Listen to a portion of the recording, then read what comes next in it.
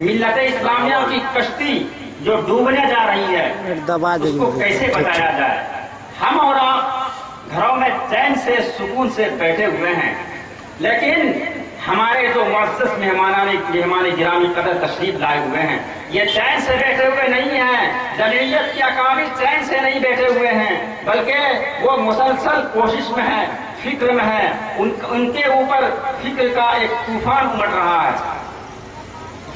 دوستو، میں نوجوانوں کو بیدار کرنا چاہتا ہوں، چند اشعار پیش کر رہا ہوں اور اس کے بعد میں جو ایک نظم بنائی ہے وہ نظم پیش کروں گا۔ میں نوجوانوں سے خطاب کرتا ہوں، اٹھو اے نوجوانو،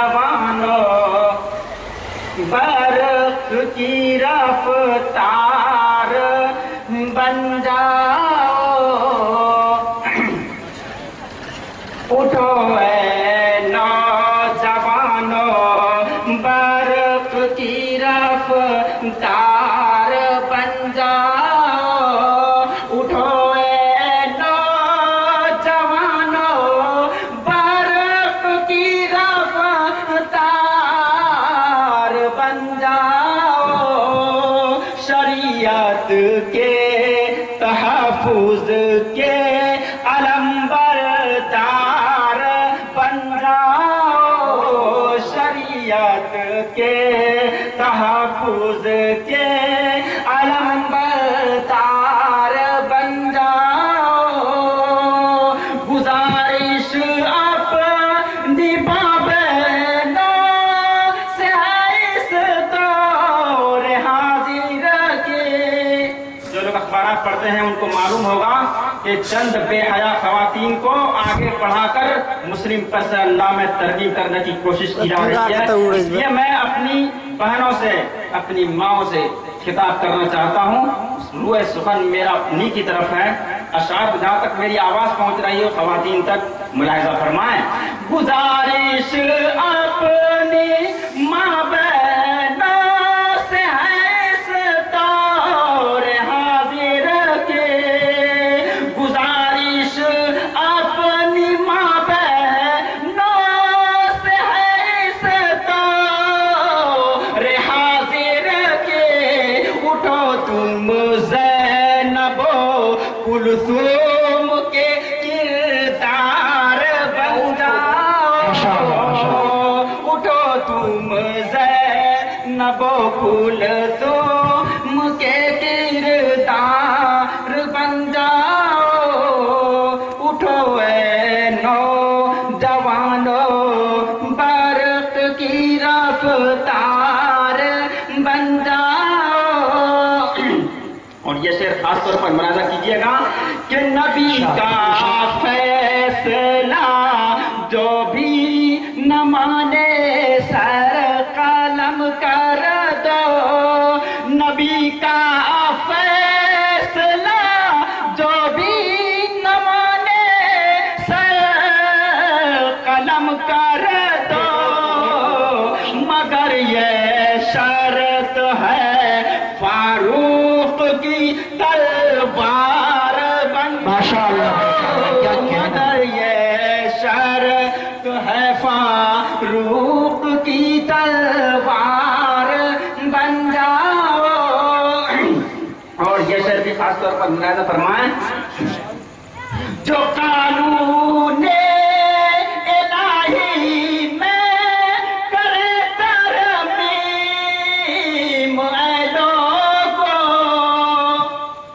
جو قانون الہی میں کرے ترمیم اے لوگو، جو قانون الہی میں کرے ترمیم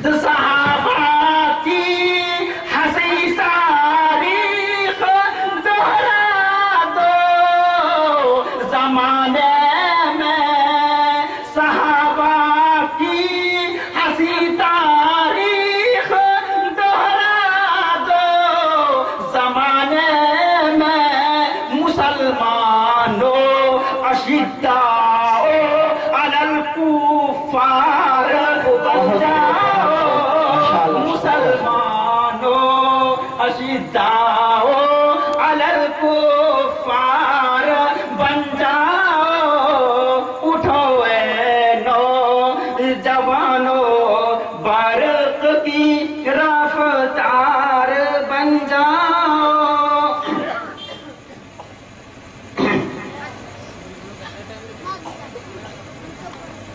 معزز حاضرین گرامی قدر،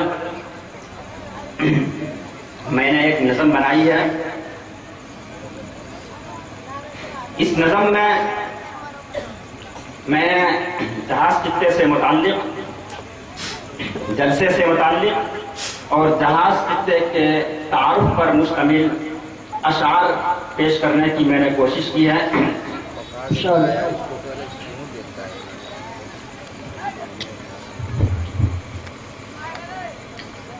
آپ یہ نظم سماعت فرمائیں، لیکن نظم سماعت فرماتے ہوئے ایک بات ملحوظ رکھیں کہ جب ہم کسی کی خوبی بیان کریں تو اس کا مفہوم یہ نہیں ہوتا کہ دوسرے کے اندر وہ خوبی نہیں ہے۔